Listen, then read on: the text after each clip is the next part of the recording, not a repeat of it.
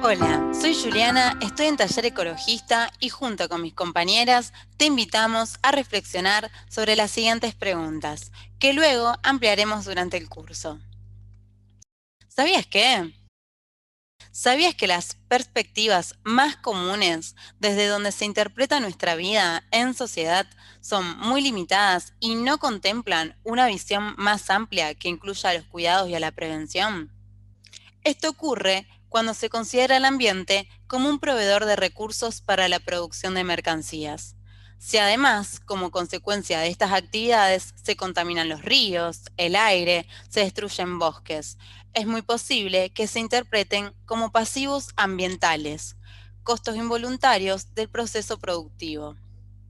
Esto sucede cuando los responsables no prevén ni asumen de antemano los impactos de sus actividades económicas porque no están dispuestos a evitarlos o hacerse cargo de su remediación.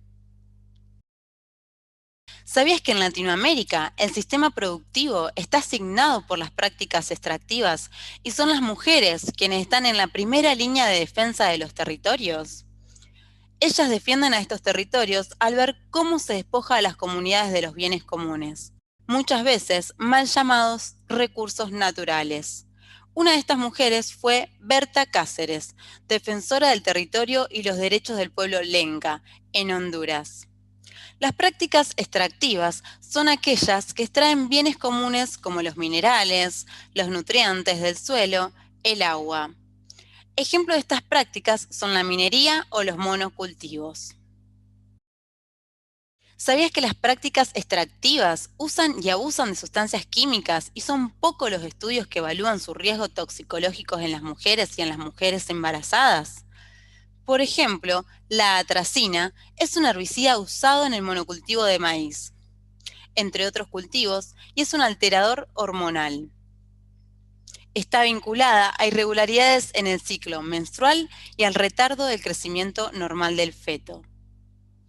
¿Sabías que mujeres de los pueblos originarios de América del Norte que padecen una dura realidad nos hablan de que existe la violencia ambiental? Esta violencia ambiental ocurre cuando los estados permiten que las corporaciones continúen contaminando los territorios, afectando a las mujeres a pesar de la clara evidencia de sus actividades contaminantes, nos causan graves daños.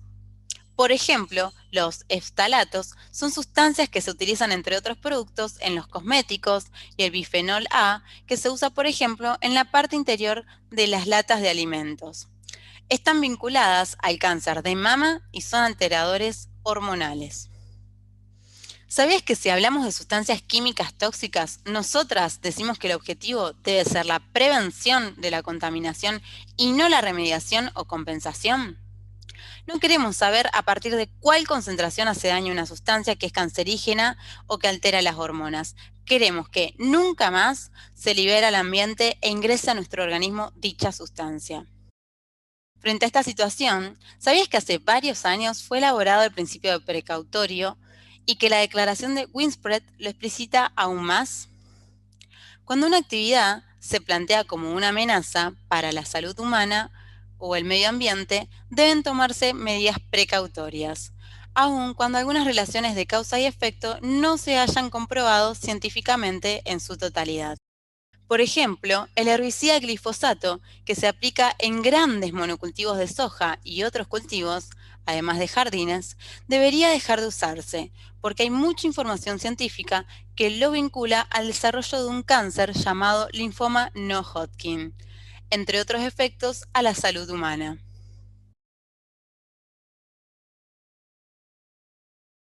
No obstante, ¿sabías que muchos plaguicidas como el glifosato, que se usan en cultivos genéticamente modificados, con importantes efectos en la salud humana, tales como la alteración endocrina o la alteración hormonal y otros impactos ambientales, por ejemplo, alta toxicidad para las abejas? Frente a esta grave situación, existe la Red Internacional de Acción en Plaguicidas, PAN en inglés, que desde el año 2009 elabora y actualiza la lista de plaguicidas altamente peligrosos y así contribuye a identificarlos para promover la eliminación de su uso por alternativas agroecológicas. ¿Sabías que existen sustancias químicas que después de muchos años de ser utilizadas se han descubierto que son tóxicas, que pueden persistir muchos años en el ambiente. Por ejemplo, los retardantes de llama, llamados PFOS, presentes en la espuma para apagar incendio, han contaminado aguas subterráneas y están vinculados al cáncer de mama. El insecticida DDT, a pesar de estar prohibido hace muchos años en varios países, continúa apareciendo en análisis de sangre y aire y está vinculado también al cáncer de mama, entre otros efectos en la salud. ¿Sabías que estas sustancias pueden ser transportadas por el viento, la lluvia, grandes distancias, entre otras características, y que pueden estar presentes en tu hogar, en tus alimentos, en tu trabajo?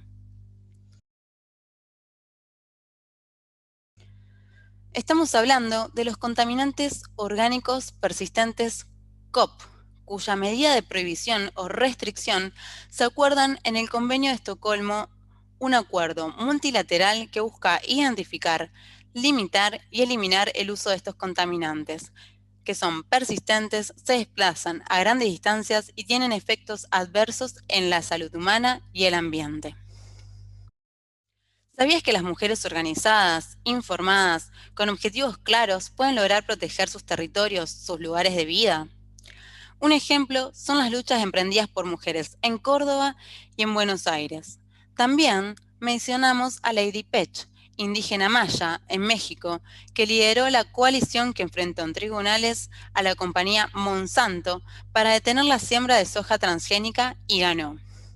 Ellas representan los cientos de miles de mujeres que lucharon y luchan por un mundo mejor y más justo. Los y las invitamos a participar del curso donde desarrollaremos cada uno de los temas planteados. A la vez, agradecemos a IPEN la posibilidad de hacer este curso e invitamos a consultar sus publicaciones en www.ipen.org. Muchas gracias.